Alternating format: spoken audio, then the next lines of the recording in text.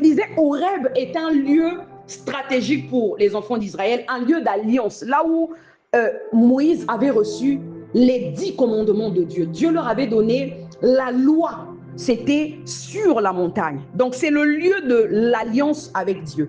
La Bible nous dit que Moïse commença à expliquer cette loi et dit, l'Éternel, notre Dieu, nous a parlé à Horeb en disant, vous avez assez demeuré dans cette montagne. Que quelqu'un regarde son voisin et lui dise que tu as assez demeuré dans cette montagne. Dieu dit que vous avez assez demeuré. Pourtant, c'était un lieu d'alliance. C'est là qu'ils avaient reçu les commandements. Les commandements sont venus de par la montagne, cette montagne de Horeb ou encore du mont Sinaï. Or, le symbole de la montagne du mont Sinaï ou encore de Horeb, c'est le symbole de la maison de Dieu. Amen. Ou encore de la présence de Dieu.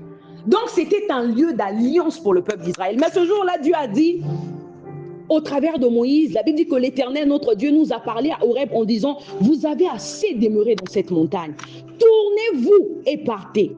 Allez à la montagne des Amoréens et dans tout le voisinage, dans la plaine, sur la montagne, dans la vallée, dans le midi, sur la côte de la mer, au pays des Amoréens et au Liban, jusqu'au grand fleuve, au fleuve d'Euphrate. Voyez, j'ai mis le pays devant vous. Allez et prenez possession du pays que l'Éternel a juré à vos pères, Abraham, Isaac et Jacob, de donner à eux et à leur postérité. Est-ce qu'on peut acclamer très fort pour le Seigneur au travers de cette parole? Alors, j'étais en train de dire que Horeb était un lieu stratégique pour eux. C'était comme leur zone de confort, un espace pour eux où ils étaient habitués. Je peux appeler ça un espace familier. Moi, ça me fait beaucoup penser à Genèse chapitre 12, lorsque Dieu demande à Abraham de sortir de la maison de son père, de quitter sa patrie, un lieu où il avait toujours vécu. J'ai envie de dire à quelqu'un que Dieu ne peut pas te demander de quitter quelque part s'il n'a pas de projet pour toi. Amen. Derrière une instruction que Dieu te donne se cache un plan que Dieu veut accomplir. Et souvent parce qu'on n'a pas compris, on a du mal à obéir. Beaucoup veulent comprendre avant d'obéir. Or, ce n'est pas ça la foi. La foi consiste à avancer, même quand tu ne vois pas d'issue. Tu avances, non pas par la vue, mais par la foi. Amen. Tu fais des pas, non pas parce que tu vois que là, il y a un passage. Tu avances sur la parole de Dieu. Donc, en ce qui concerne la foi, nous n'avons pas besoin de voir pour vivre la chose. Nous avons juste besoin d'obéir pour vivre la chose. Donc, Dieu leur demande de quitter Horeb et il leur donne la direction. Je viens dire à quelqu'un, Dieu ne peut pas te demander de quitter s'il ne te parle pas d'une direction où tu dois avancer. Même s'il ne te donne pas les détails en ce qui concerne la direction, quand il te demande de quitter, forcément c'est pour aller quelque part. Si dans ce que Dieu t'a dit, il ne t'a pas montré là où tu dois aller, toi tu dois t'arrêter et dire à Dieu, Seigneur, montre-moi. Tu m'as demandé de quitter, tu m'as dit d'avancer, mais Seigneur, où dois-je aller? Amen. Le problème, c'est qu'il y a des fois quelqu'un à qui Dieu a dit quitte. Tu as quitté, mais tu as commencé à avancer. Dieu ne t'a pas donné l'ordre d'avancer. Il t'a dit quitte.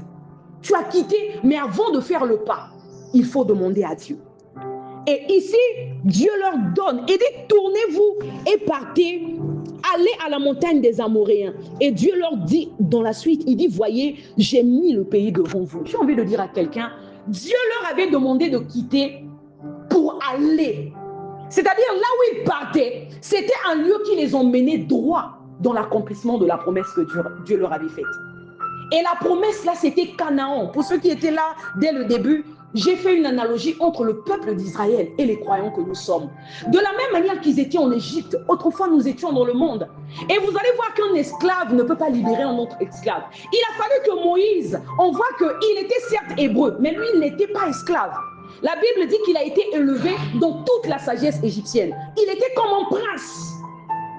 Et c'est comme ça qu'il a grandi. Donc Moïse était un homme libre. Et c'est l'image de Christ qui est venu nous arracher de la servitude. Un esclave ne peut pas sortir de lui-même. Il faut que quelqu'un quelqu'un le libère et quelqu'un de libre. C'est l'image du Christ qui a arraché le peuple. Et vous allez voir que ce n'était pas facile. Il y a eu opposition, malgré que c'était un plan qui venait de Dieu.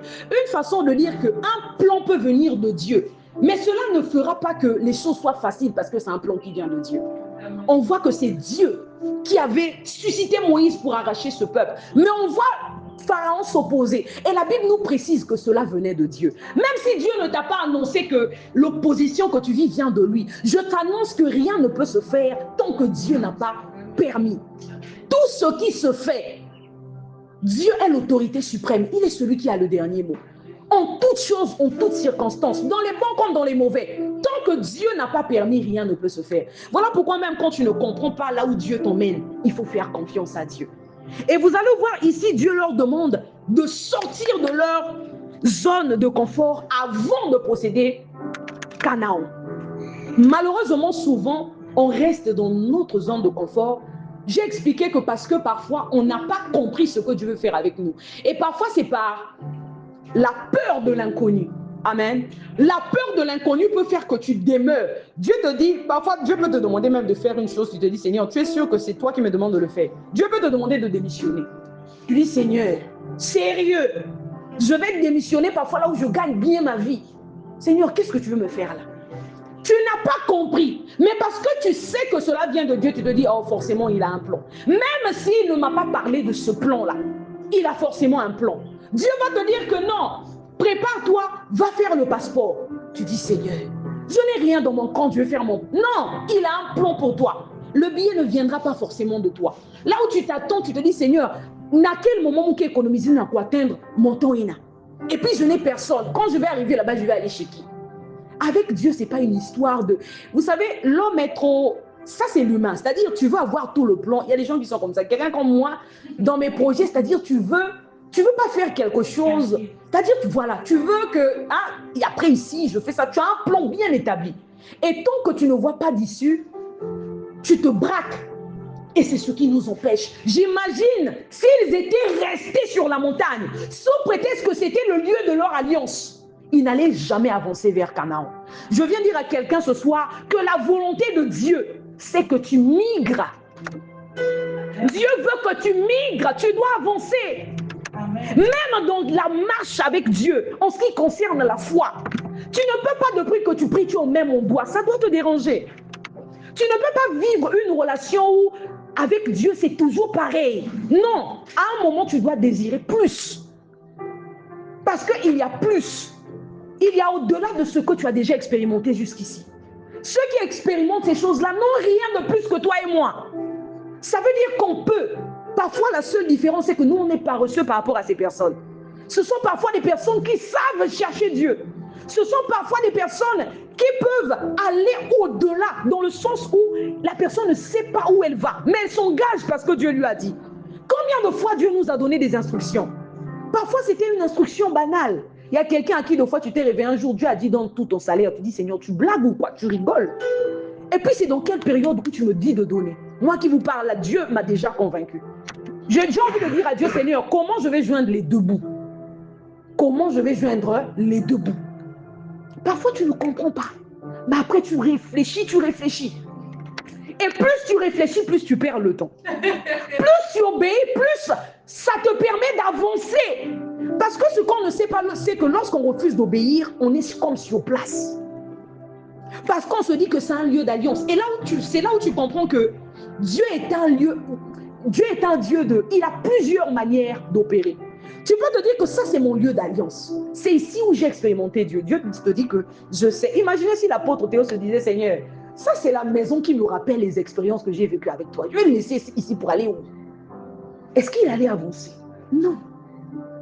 Amen. Il n'allait jamais avancer. Parfois, on affectionne notre lieu de confort. On est tellement habitué. Dieu veut t'envoyer parfois là où tu auras un salaire plus que là où tu es.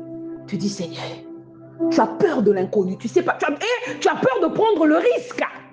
Tu dis, c'est un risque, Seigneur, ce que tu me demandes de faire. Seigneur, tu me demandes de donner ceci. Il va me rester quoi?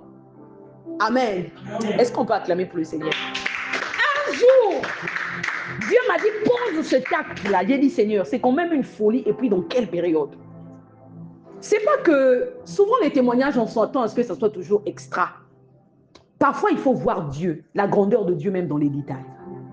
C'est pas que j'avais eu des millions après, mais j'avais pu joindre les deux bouts d'une façon, je ne peux même pas expliquer comment j'avais fait. C'est-à-dire tu as fait une folie, après tu as vécu, c'est-à-dire tu as vécu normalement, comme tu vis toujours quand tu as le salaire. Alors que tu as posé un acte, en réalité tu étais censé galérer. Ça peut aussi arriver que tu poses un acte, que ça ne vient pas aussi tout de suite. Tu peux aussi galérer, ça peut arriver.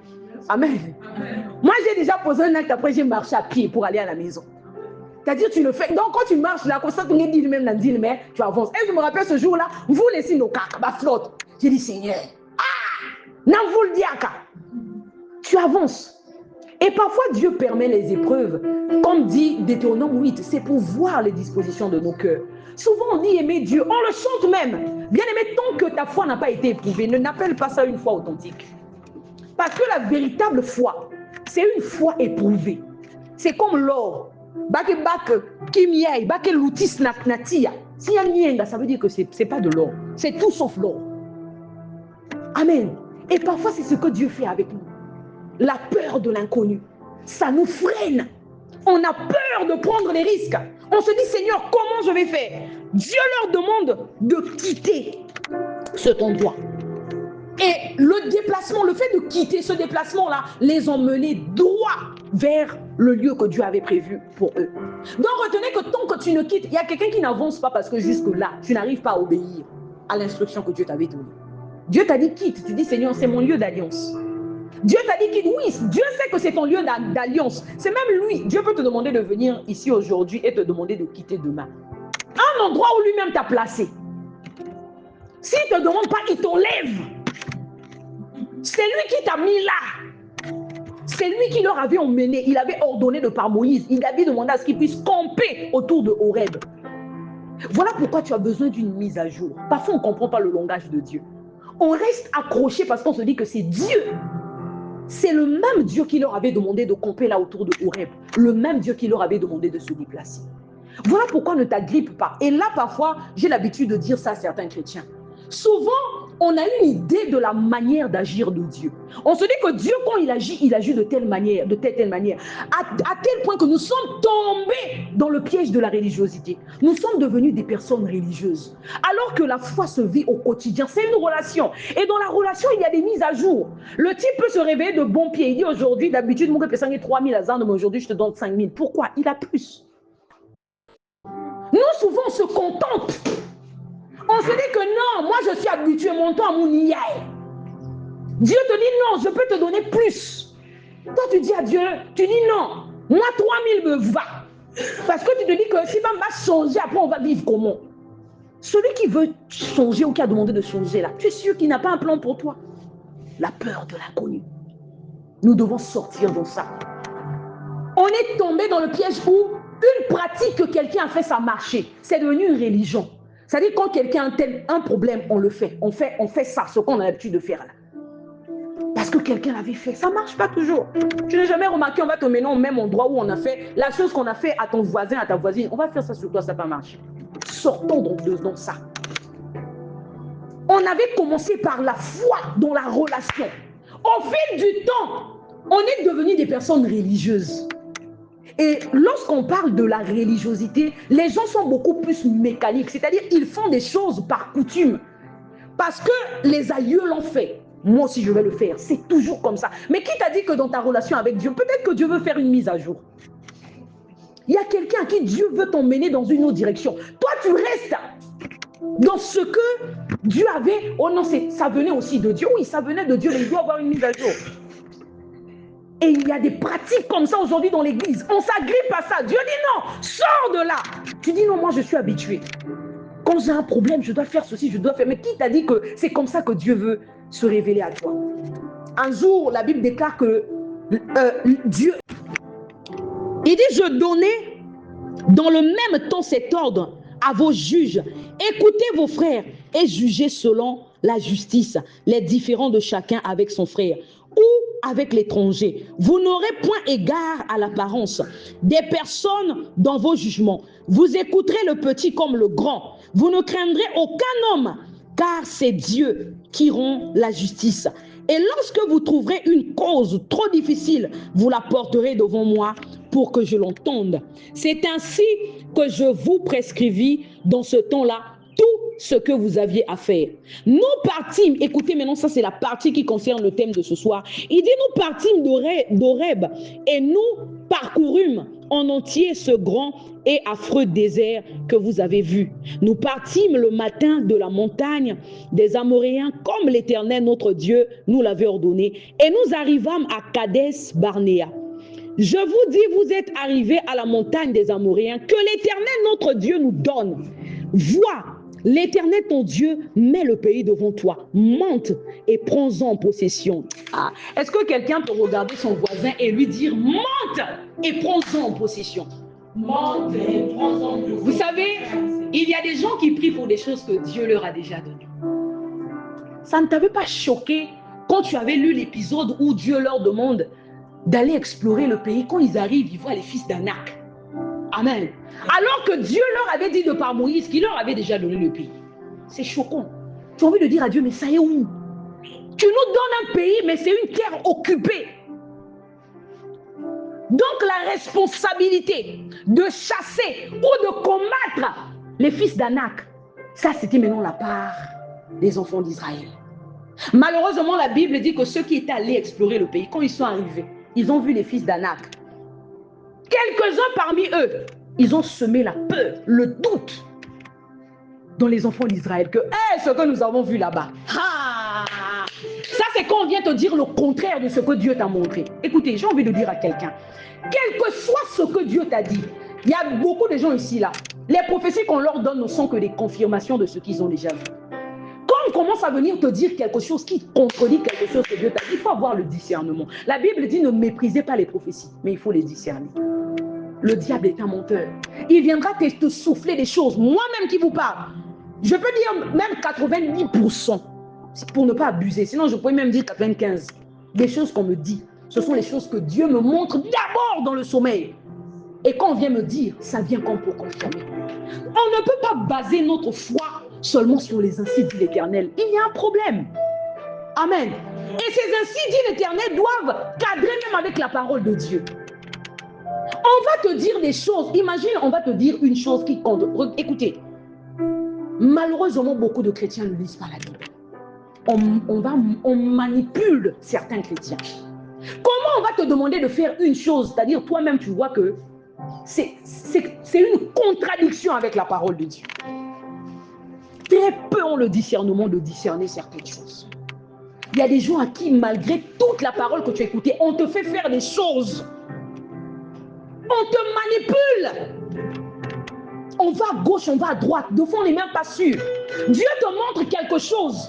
Tu commences à dire à Dieu, Seigneur, montre. Dieu, parfois, tu attends que Dieu te confirme. Il t'avait déjà parlé. C'est comme s'il te dit, tant pis pour toi. Amen. Tu n'as jamais tenté. Dieu t'a montré. Tu dis, Seigneur, je vais être sûr. Tu veux faire comme les parents de Samson. Ou bien comme Gédéon. Seigneur, si c'est toi, montre encore un signe. Ngoubou. Seigneur, si c'est toi, montre. Non, il est en train de t'appeler à la maturité. Dieu veut que de la même manière que les enfants d'Israël devaient partir de la montagne d'Horeb au pays des Amoréens, Dieu veut que tu migres. Tu ne peux pas être le même chrétien que tu étais, même si tu as déjà grandi. Avec la foi, on ne cesse de progresser. Amen. Avec la foi, on ne cesse de progresser. C'est pas comme on en a physiquement, on en a à partir d'un certain âge, dans la foi, c'est pas comme ça. Et c'est ce que Dieu veut. La Bible dit que jusqu'à ce qu'on atteigne la stature parfaite de Christ, dans Éphésiens 4, la Bible dit que Dieu a établi les 5 ministères pour le perfectionnement de l'Église.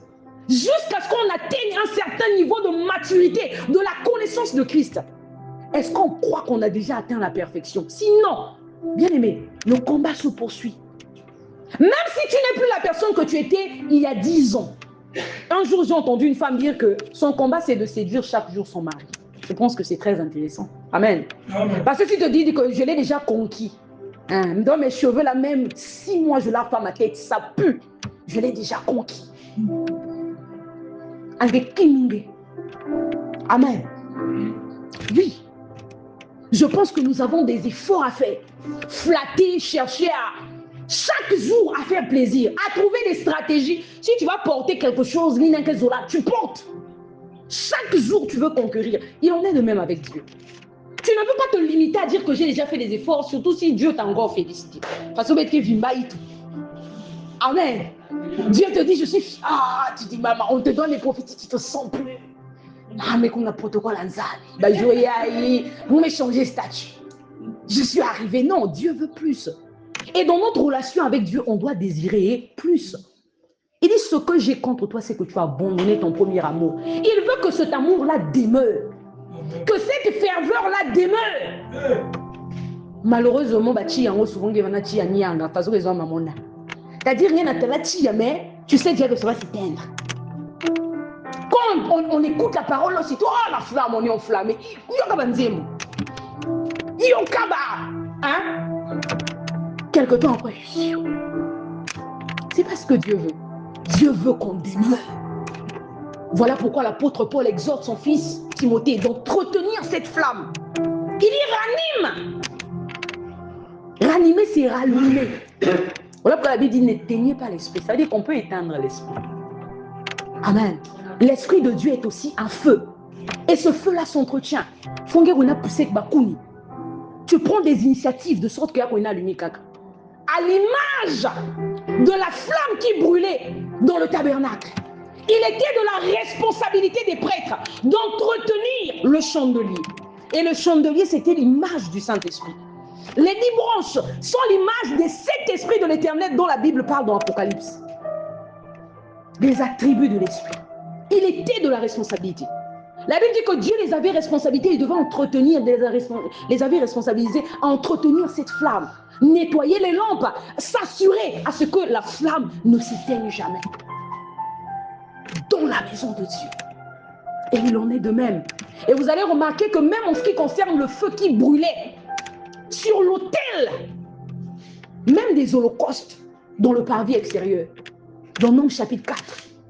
Voilà pourquoi vous allez voir que quand les fils d'Aaron ont pris le feu étranger qu'ils ont emmené dans le temple, la Bible dit qu'un feu est sorti de devant l'Éternel et les a consumés. Pourquoi? Ils avaient porté un feu qui était étranger. Ce qui était étranger au sacré est profane. Amen. Et c'est là où tu comprends qu'il y a des choses qui tuent la flamme à l'intérieur de nous. Amen. Ce qui est étranger au sacré, c'est-à-dire ça n'appartient pas au sacré. Et si tu te reconnais comme étant le temple de Dieu, ce qui est étranger au sacré ne peut pas en réalité t'habiter. C'est ce qui nous rend inefficaces quelquefois. Tu tentes la même technique que tu avais tenté pour chasser un démon, ça ne marche plus. Toi, tu veux utiliser la formule, Dieu n'est pas dans la religion, il est dans la relation. Ce qu'il va faire avec toi, ce n'est pas la même chose qu'il fera avec son voisin. Vous allez voir qu'en ce qui concerne la naissance de Jean-Baptiste, Dieu a dit que Élisabeth ne devait boire ni vin ni liqueur forte. Avec Samson, c'était pareil. Mais on nous parle de la naissance de Jacob et Ésaü. Nulle part. La Bible nous parle de ce genre d'instructions que Dieu avait donné à leur maman, Rebecca. Voilà pourquoi on n'a pas, en ce qui concerne la relation, on n'a pas imité ce que fait le voisin dans sa relation avec Dieu. On peut imiter la conduite de quelqu'un qui se conduit comme l'apôtre Paul pouvait dire, soyez mes imitateurs comme je suis moi-même imitateur de Christ. Si je vois que Évangile, dans ce qu'elle fait, elle reflète Christ, il y a de quoi l'imiter. Amen. Parce que si elle ne reflète pas Christ, pourquoi je vais l'imiter? Quand l'apôtre Paul demande d'imiter, ça veut dire qu'il n'y a rien à imiter quelqu'un qui fait des choses comme Christ. Quelqu'un à qui on voit un modèle, mais à ne pas être des fans. Amen. Les fans aveugles, on imite quelqu'un qui se comporte parfois mal, sous prétexte que la personne est pasteur, sous prétexte que la personne a un titre. On commence à faire des choses parce qu'on a un tel le fait et Dieu l'utilise. C'est grave. Et des personnes qui deviennent des pierres d'achoppement. La Bible dit que le jugement va commencer de la maison de Dieu. Ça va commencer dans la maison de Dieu, dans l'église. Dieu va nous juger sévèrement. C'est ce que la Bible précise. Moi, malheureusement, ça me choque quand je vois les gens imiter les choses. Tu as envie de dire à la personne, mais tu es... Pardonnez-moi, vraiment, je trouve que c'est l'expression. Mais tu te demandes, tu es un mouton ou quoi? Comment tu peux suivre quelqu'un qui n'est pas un modèle? Tu vois que la personne n'est pas un modèle, mais tu suis une telle personne. Sous prétexte que la personne prie. C'est grave. Je vous dis que même en moi, si tu ne vois pas l'image de Christ, ne m'imite pas. Si tu ne vois pas en moi le modèle de Jésus-Christ, ne m'imite pas. Amen. Il faut avoir le discernement. Sortons dans le fanatisme. Oh non, je ne veux pas faire ça pour ne pas blesser un tel. L'apôtre Paul a dit, si je cherchais encore à plaire aux hommes, je ne serais plus serviteur de Christ. Ça veut dire que quand tu es serviteur de Christ, en même temps, tu veux plaire aux gens. Mais si ce n'est pas un matin, ça sera un soir. Tu ne comprendras pas à quel moment. Et Dieu va te demander des comptes. Moïse a raté la terre promise à cause des enfants d'Israël. Et c'est ce qu'il dit. Il relate dans Deutéronome. On va poursuivre, vous allez entendre. Il a raté. Ce jour-là, quand tu vas te demander des comptes, on va tout là mon erreur. Toi, tu étais un berger ou bien tu étais une brebis? Comment on va te faire faire les choses? Une chose qui ne cadre même pas de foi avec la vision que Dieu t'a donnée. J'ai l'habitude de dire, même ce ministère a une vision que Dieu a donnée à son serviteur. Tu ne peux pas servir efficacement si tu ne connais pas la direction dans laquelle Dieu vous demande de vous engager.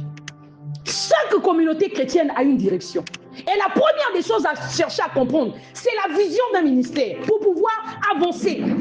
Si aujourd'hui nous sommes en train d'avancer, c'est parce que nous connaissons la vision. Et cette vision-là, c'est-à-dire on ne fait que suivre quelque chose que quelqu'un avait commencé. Si on se retrouve à faire des choses qui ne cadrent pas avec la vision, Dieu va nous demander des comptes. On ne va pas prendre des pratiques parce que ça se fait quelque part, on nous mène ça ici. Amen. Sous prétexte que les gens le font. On ne peut pas le faire. On ne peut pas. On va faire une pratique parce que ça se fait quelque part, on a vu et puis on vient le faire. Non. Non. Nous ne sommes pas appelés à copier ce que tout le monde fait, mais à suivre le mouvement de la nuée. C'est ce que je vais développer tout à l'heure. Amen. Il y a un modèle que Dieu a donné. Et nous ne devons faire que suivre. Voilà pourquoi en ce qui concerne ces choses-là, sois strict. Amen. Quelqu'un veut t'emmener dans une direction. Tu regardes avec la vision de l'œuvre, ça ne cadre pas, refuse. Ne va pas dans cette direction pour faire plaisir à quelqu'un. Ne cherche pas à aller dans cette direction pour faire plaisir juste parce que tu veux, oh non, sinon non. Moi qui vous parle, il y a des fois des propositions que je refuse. Ça ne cadre pas avec la vision, je refuse. Je ne vais pas dans cette direction-là. Je ne vais pas dans cette direction-là. Et je pense que c'est ce que nous sommes appelés à faire. Une chose qui ne cadre pas, on n'accepte pas ça, on ne tolère pas ça. C'est le feu étranger qu'on emmène. La Bible dit que le feu est sorti de devant l'Éternel. Je tiens à nous rappeler qu'ils étaient sacrificateurs. C'est l'image des croyants que nous sommes. Nous qui sommes, ils étaient dans le sacerdoce lévitique. Nous sommes aujourd'hui dans le sacerdoce qui concerne Christ. La Bible dit qu'il a fait de nous un royaume des sacrificateurs pour Dieu son Père. Et les sacrificateurs, ce sont des prêtres. Nous faisons fonction, même si ce n'est pas comme le grand prêtre, qui est Christ, le souverain sacrificateur de la nouvelle alliance. Mais nous sommes cependant des prêtres. Amen. Nous brûlons les parfums sur l'autel des parfums. Nous offrons des victimes, des sacrifices sur l'autel des holocaustes. Donc nous ne sommes pas appelés à faire des choses n'importe comment, à marcher d'une certaine manière. Il faut être strict avec ces choses, accepter même d'être incompris. Amen. D'être incompris, la peur de l'inconnu. Tu as peur, tu redoutes la réaction de quelqu'un. Non, Dieu va te demander des comptes. Si le désordre entre, Dieu va te dire, Moïse, Moïse, c'est toi qui es Moïse, c'est toi qui es le berger, c'est toi qui es la bergère. Amen. Est-ce qu'on peut acclamer pour le Seigneur pour cette parole? La Bible dit que Dieu leur dit dans la suite,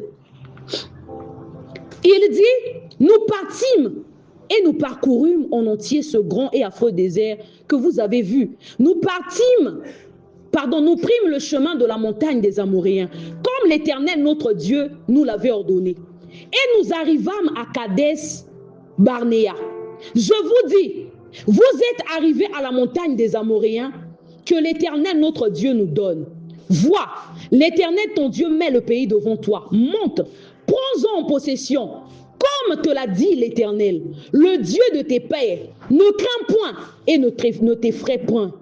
Vous vous approchâtes tous de moi et vous dites, envoyons des hommes devant nous pour explorer le pays et pour nous faire un rapport sur le chemin par lequel nous y monterons sur les villes où nous arriverons. Cet avis me parut bon. Et je pris 12 hommes parmi vous, un par tribu. Ils partirent, traversèrent la montagne et arrivèrent jusqu'à la vallée d'Escol, qu'ils explorèrent. Ils prirent dans leurs mains des fruits du pays et nous les présentèrent. Ils nous firent un rapport et dirent, c'est un bon pays que l'Éternel notre Dieu nous donne. Mais vous ne voulûtes point y monter, et vous fûtes rebelles à l'ordre de l'Éternel votre Dieu. Vous murmurâtes dans vos tentes, et vous dites, c'est parce que l'Éternel vous hait qu'il nous a sortis. Ah, quelle ingratitude! Amen. C'est parfois comme ça qu'on se comporte. Est-ce que tu es sûr? Celui qui t'a pris de l'Égypte t'a pris pour te laisser te perdre, crever de faim dans le désert. Est-ce que pour ça on a besoin que Dieu nous dise que c'est seulement un passage? Amen. J'ai envie de dire à quelqu'un, même quand tu ne comprends pas là où Dieu t'emmène, fais confiance. Il leur avait dit que je vous donne, mais le territoire en question était occupé. Dieu t'a deux fois promis un poste, mais tu vas voir que c'est pas n'importe qui, c'est un minga qui est assis là. Amen. Tu dis, mais ça c'est ma place. C'est comment? Il attend quoi pour quitter? Ce sont tes prières qui feront qu'il quitte. Amen.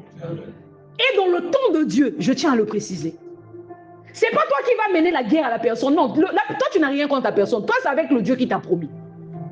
Tu vas pas harceler la personne. Toi tu vas parler à ton Dieu. Amen. Tu ne vas pas devenir rebelle. C'est ton diable ma piège. Là, c'est là où nous avons dit que comme tu vas obtenir par tes propres forces, il va maintenant te laisser. Toi, ce sont les genoux à terre. Parfois, Dieu nous promet, tu dis, Seigneur, jusqu'à quand? J'ai l'impression de vivre une contradiction avec ce que... Non, Seigneur, comment tu m'as promis quelque chose, je vois. Et puis, ce sont des géants qu'ils avaient vus là-bas. Le pire, c'est que ceux qui étaient allés explorer le pays, ils semaient trouble. Bon, manakata papa. Et à cause de ça, la Bible dit que Dieu leur avait puni. Ils ont attiré les jugements sur eux. De toute cette génération, il n'y a eu que Josué et Caleb qui sont rentrés dans la terre promise. Je viens dire à quelqu'un, Dieu ne nous aime pas plus que les enfants d'Israël. Amen. Il ne nous aime pas. S'ils ont péri dans le désert, l'apôtre Paul a écrit dans 1 Corinthiens 10. Il dit que ce qui leur était arrivé, c'est pour nous servir d'exemple dans le temps présent. Ils sont passés par la mer. Nous sommes passés par l'eau, le baptême par immersion. Ils sont passés au travers de la nuée. Nous sommes passés par le baptême du Saint-Esprit. Ils ont mangé la manne, nous mangeons la parole. Ils ont bu le vin, nous avons part à la communion avec l'Esprit de Dieu. Cependant, la Bible dit que de toutes ces générations, il n'y a eu que Josué et Caleb. Parce qu'ils ont demeuré fidèles. Ça veut dire que même les expériences que tu as avec Dieu ne déterminent pas ta destination. Nous devons obéissance à Dieu. Parfois, on pense que ce que nous expérimentons, on se dit que ouais, le ciel est déjà dans la poche, comme l'examen. Amen. Et puis on vit comme on veut, on n'a plus d'efforts à faire. On ne se regarde même plus. On regarde maintenant le voisin qui est encore dans le péché, en train de lutter, en train de rouler dans la boue. Pas moi celui-là. Amen. Celui-là, parfois, va multiplier les efforts. Il y a quelque chose couplé en disant, il y a que fournir des efforts nécessaires, rien que basique. Rien que monter. C'est là où l'apôtre Paul dit, je traite durement mon corps de peur d'être rejeté après avoir prêché Christ aux autres. Tu as prêché aux autres. Ils ont travaillé sur leur caractère. Ils sont devenus des personnes nouvelles. Mais au dernier jour, toi-même, tu te perds. C'est-à-dire tellement que tu avais baissé la garde, tellement que tu pensais que le ciel était déjà dans la poche. Non. Ne prenons pas le salut de Dieu pour acquis. Amen. Dis-toi, c'est là où l'apôtre Paul dit dans Philippiens 2, je pense au verset 4. Il dit, travaillez à votre salut avec crainte et tremblement. Pas seulement avec crainte, mais avec tremblement.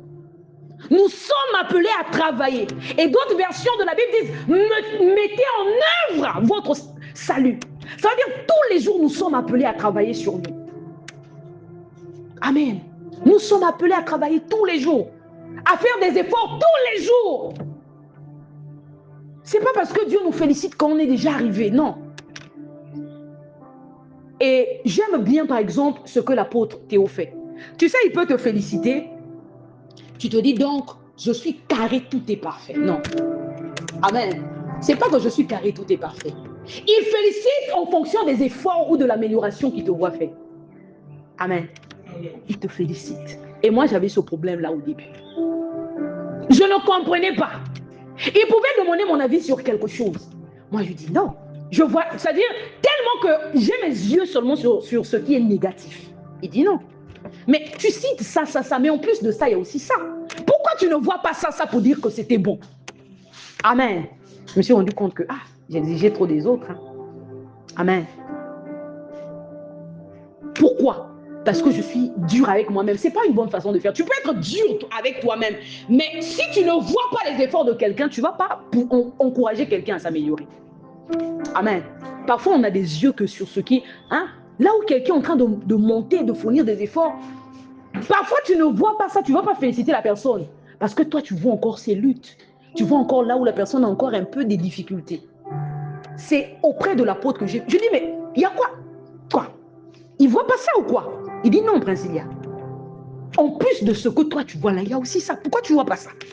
Il dit, il a raison. Il a raison. Amen.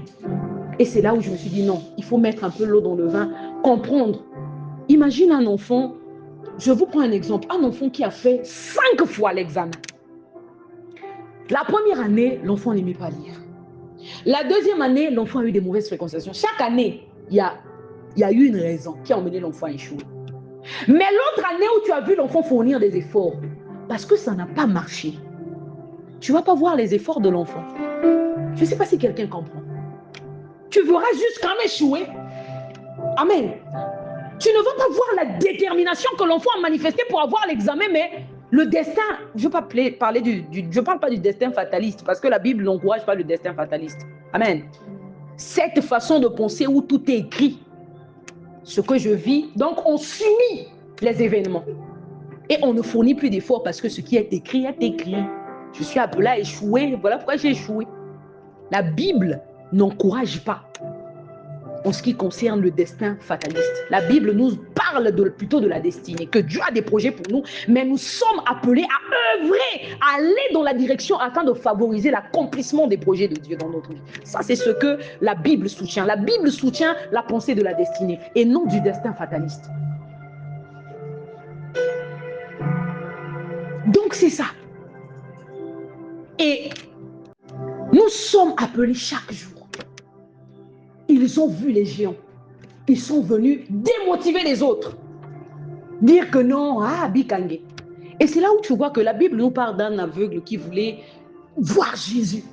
On dit que plus il criait, plus ceux qui étaient derrière tentaient de le faire taire. Et plus on tentait de le faire taire, plus il criait beaucoup plus fort. Ça, c'est ce qu'on appelle par la détermination. Amen. Il était déterminé, il savait ce qu'il voulait. Voilà pourquoi les gens te disent, Nzambiango aussi, toi-même quand tu vois ta vie là, tu ne peux pas seulement laisser, comme la femme de Job qui avait dit à Job. On nous le dit parfois. Qu'est-ce que tu as aussi, Yamalonga, Nani Nzambiango Mepesangi? On nous dit ça parfois. Amen. Et parfois, on va toucher le côté qui fait plus mal. On va te dire d'ailleurs même, les hommes ne sont même pas reconnaissants avec toi. Pourquoi tu continues de faire le bien? Ça, c'est la voix du diable. Amen. J'ai envie de dire à quelqu'un, la sémence pour pousser, ça ne dépend pas de quelqu'un d'extérieur. Il est de ta responsabilité d'entretenir ta sémence. Là où tu sais que tu as ensémencé, c'est toi qui dois arroser. Amen. Pour que ça pousse ta sémence à toi, ça ne dépend pas du voisin. Donc si toi tu attends les encouragements extérieurs, tu passes à côté de quelque chose. Amen. Dieu a établi des lois. Il y a une loi qu'on appelle par la loi de la sémence. C'est pourquoi la Bible dit que ce qu'un homme aura semé, il le moissonnera. Ça veut dire que tu n'as pas besoin qu'on t'encourage. Qu'on te dise, voilà, encouragement. Et puis là, non. Ce que tu fais, Dieu voit. Amen. Élie est arrivé. Il dit à la veuve de Sarepta, donne-moi ce que tu as. Donne-moi à manger. Elle dit, non, ce que j'ai, c'est pour mon fils et moi. Élie lui parle. Elle réfléchit. Mais tu vois que Dieu dit qu'il avait ordonné. Mais quand il arrive, la femme n'était pas au courant. Tu comprends que Dieu ne parle pas le même langage que les hommes. C'est pourquoi Dieu peut te dire que c'est déjà dans la poche. Tu dis, mais Seigneur, ça est où? Tu as envie de dire, c'est quelle blague que tu me fais? On te prophétise, on te dit que tu as la chose. Dieu ne parle pas le même langage que les hommes. Et c'était dans la Bible, la personne qui a mieux manifesté ça, c'est l'apôtre Paul. Quand tu lis dans 1 Thessaloniciens 4, lorsqu'il parle de l'événement de l'enlèvement, il dit qu'au son de la trompette, il parle de ceux qui dorment, qui vont se réveiller. Tu dis, mais non, ils dorment où? Sur le toit ou dans la chambre? Ceux qu'il appelle par ceux qui dorment, ce sont les morts en Christ. Pourquoi il les appelle ceux qui dorment? Tu vas voir en ce qui concerne le cas de Lazare. Quand on informe Jésus que Lazare... Non, on n'est même pas informé Jésus. Il avait su que Lazare était mort. Jésus parle aux disciples. Les disciples disent que s'il dort, on va aller le réveiller. Il ne comprenait pas que ce que lui, il appelait par dormir, c'était la mort. Pourquoi il appelle ça dormir?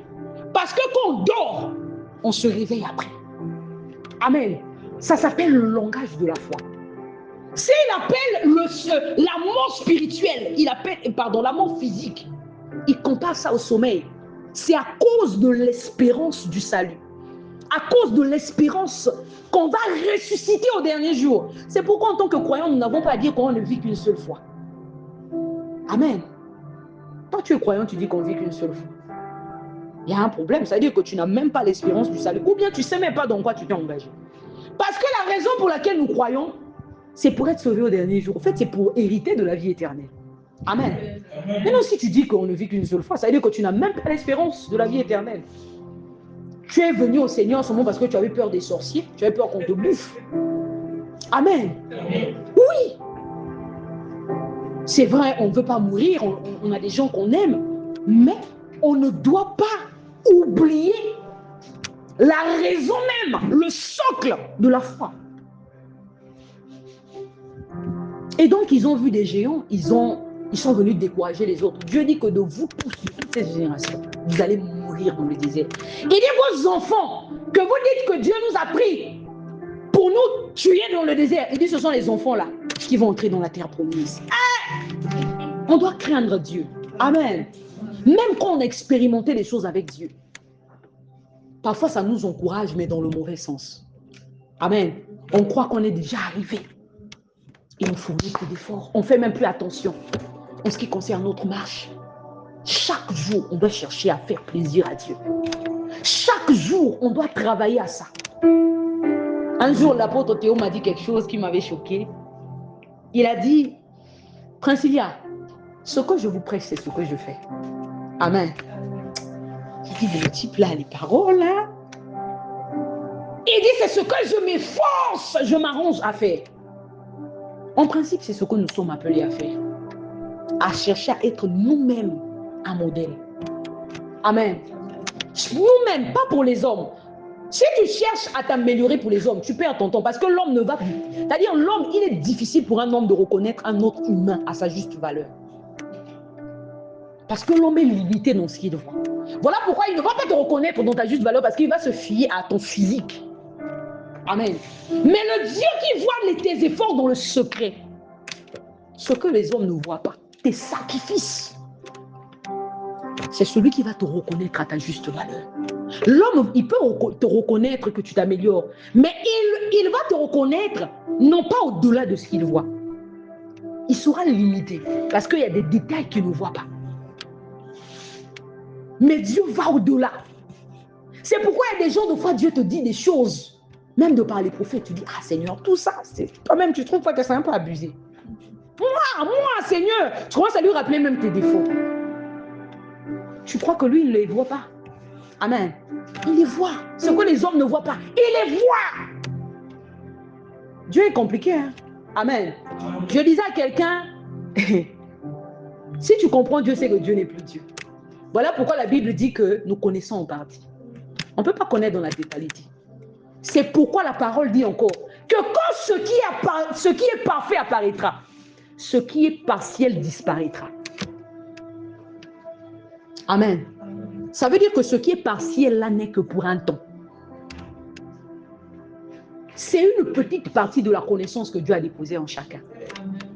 Et l'ensemble de ces connaissances-là, c'est ce qui nous emmène à atteindre une certaine dimension de la foi. On va lire dans 2 Corinthiens, chapitre 8, à partir du verset 7. Est-ce que quelqu'un peut lire dans l'assemblée? Vous allez voir que la volonté de Dieu, Dieu veut qu'on croisse. Il veut que tu grandisses. Il veut qu'on migre. On va lire rapidement pour gagner en temps. 2 Corinthiens 7 au verset 8, évangile.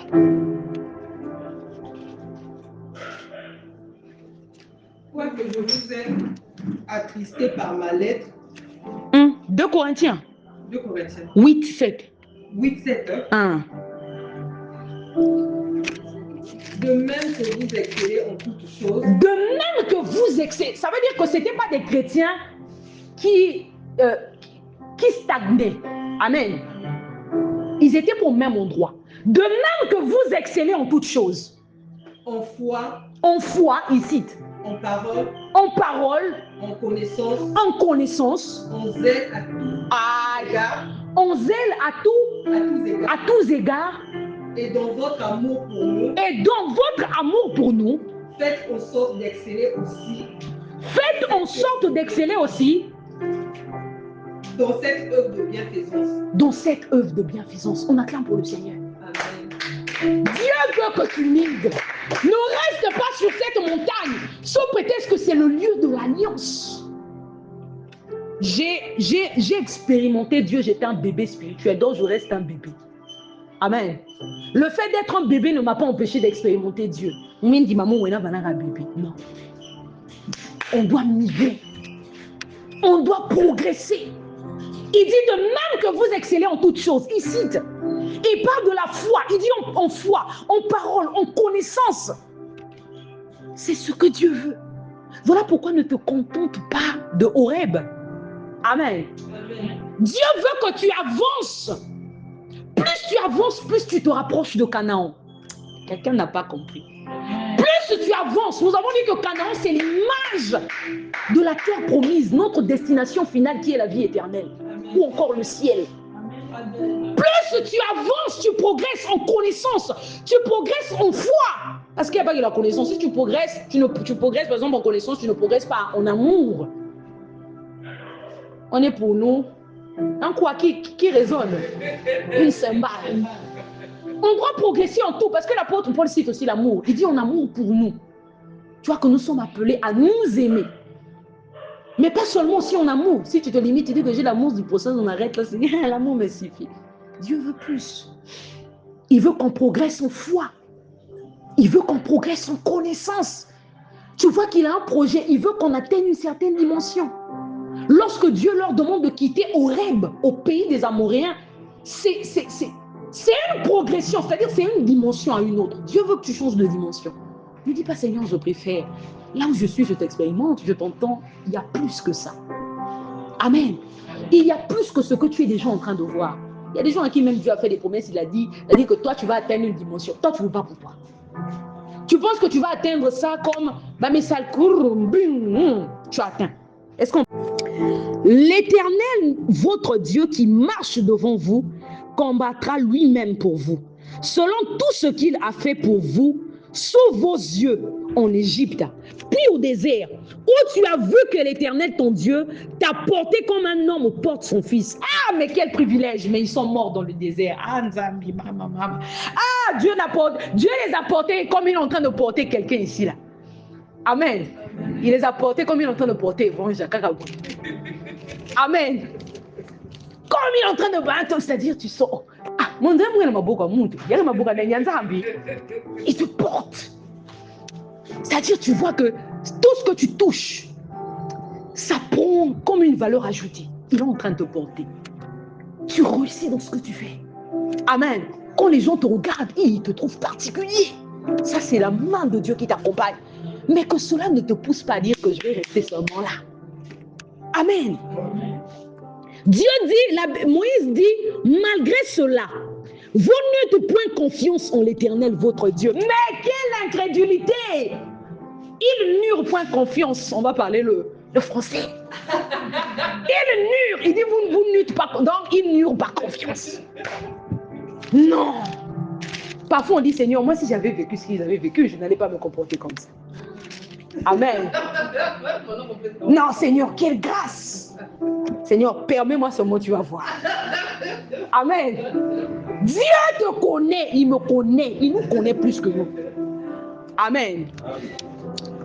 Moi, je dis, malgré cela, vous n'eûtes point confiance en l'Éternel, votre Dieu, qui allait devant vous sur la route pour vous chercher un lieu de campement. Est-ce qu'on peut acclamer?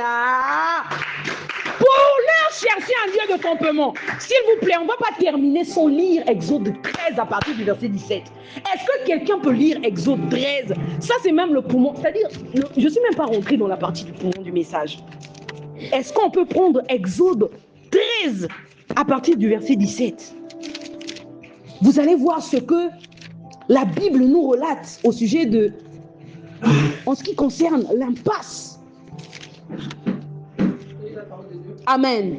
Lorsque Pharaon laissa aller le peuple. Lorsque Pharaon laissa aller le peuple. Dieu ne le conduisit point par le chemin du pays. Dieu ne le conduisit point par le pays des Philistins. Quoique le plus proche. Quoique le plus proche. S'il vous plaît. Dieu ne les conduisit point. Pourquoi? Car. Quoique le plus proche. Dieu dit. Car Dieu. Donc, car là, c'est la raison pour laquelle Dieu ne les conduisit point sur le chemin le plus proche. Le peuple pourrait se repentir en voyant la... Le peuple, donc ils étaient immatures. Ça, c'est ce qu'on appelle par l'immaturité. Amen. C'était des enfants. J'ai envie de dire à quelqu'un, la partie la plus cruciale, l'étape la plus importante d'un enfant de Dieu, en ce qui concerne la mission, c'est l'étape de la préparation. Dieu accorde tellement d'importance à la préparation qu'il y a des choses qui sont en train de tarder jusque-là, alors que ces choses-là nous appartiennent. Amen. Il nous fait faire des détours. Amen. Amen. Amen. Il te fait faire des détours. Tu dis, Seigneur, mais je ne comprends pas. Tu as envie de lui dire, Seigneur, à quoi tu joues? Amen. Amen. Tu as envie de lui dire, Seigneur, à quoi tu joues? La Bible dit qu'il leur fit faire un détour. Oui, Alice. Le peuple pourrait se repentir en voyant la guerre et retourner en Égypte. Mais Dieu fit faire au peuple un détour par le chemin du désert, vers la mer Rouge. Waouh! Il n'était pas prêt. Amen. Amen. Dieu dit parce qu'il devait se repentir en voyant la guerre. Il n'était pas prêt pour la guerre, pour combattre. Et cette préparation, ne pas être prêt là, ça peut concerner la préparation physique. Ça peut concerner la préparation psychologique. Ça peut même concerner la préparation spirituelle. On a besoin d'être prêt dans toutes les dimensions. Parfois, tu es prêt dans une dimension physique, mais en ce qui concerne la dimension spirituelle, tu n'es pas prêt. En ce qui concerne la dimension psychologique, tu n'es pas prêt. Tu n'as pas le moral qu'il faut pour vivre ce combat. Et Dieu donc t'épargne. Parce qu'il voit que tu es encore, on dit un enfant est comment? Voilà, fragile. Il y a un terme que je suis en train de chercher. Et bon, j'ai montré ça pour français à Nîmes. Un enfant. Amen. Il y a vulnérable. Voilà. Il voit que tu es encore vulnérable. Tu es encore un enfant. Amen. Et Dieu veut qu'on excelle. Il veut qu'on progresse. Il veut qu'on grandisse dans plusieurs dimensions. Pas seulement dans la dimension de l'amour. Pas seulement dans la dimension de la foi. Pas seulement dans la dimension de la parole. Pas seulement dans la dimension de la connaissance. Mais il veut qu'on grandisse dans tous ces domaines. C'est parfois ce qui empêche quelqu'un d'entrer dans sa saison. Cette saison l'attend. Pourquoi? Dieu sait ce qui t'attend là-bas. Amen. Parfois, il t'épargne. Il dit, tu n'es pas prêt. La famille où tu vas là-bas, c'est-à-dire Kindoki, mais Bouddha, mais c'est ça. Il y a mes Vanda. Tu arrives là-bas, il va te tourmenter. Il te dit, non, mon enfant, je dois te préparer. On te dit, viens aux entraînements. Non, non, tu fuis. Amen. On te dit, entraîne-toi. Tu dis, je ne m'entraîne pas. J'attends ma promesse. Amen. J'attends d'aller là-bas. Et c'est là où tu te rends compte que c'est par amour que Dieu les avait fait faire un détour. C'est par amour. Ils n'étaient pas prêts pour la guerre. C'est là où tu te rends compte que quand Dieu te fait faire un détour c'est une déviation. Quand Dieu te fait prendre une déviation, ça veut dire qu'il a vu quelque chose que toi tu n'as pas vu. Amen. Mais parfois on ne comprend pas. On est frustré. Tu auras le voisin, Seigneur, qui a mis ça dans la bouche. Jeûne un jour. Donc, comment je fais les 1 année de jeûne là, Seigneur, tu vois pas? Amen. Les 1 année de jeûne. Si on vérifie bien les 1 année de jeûne que tu fais là, tu ne jeûnes même pas dans les conditions. C'est-à-dire que tu ne respectes même pas certaines règles de jeûne. Amen. Souvent on le fait, hein, on se plaint, je fais des programmes. Vérifie bien. Ésaïe 58 nous parle du vrai jeûne. Il y a des choses qui nous empêchent. Le dimanche, je vais parler des conditions, de la manière dont on doit s'approcher de Dieu. Ça demande beaucoup de choses. Quelqu'un se rendra compte que l'exaucement tarde. Parfois parce que quand tu viens dans la présence de Dieu, tu n'es pas préparé. Amen. Il y a une préparation qui concerne une dimension au-delà du physique. Et on a notre texte de base dans le livre d'Hébreux. Hébreux 10, je pense au verset 22. Vous allez réaliser des choses.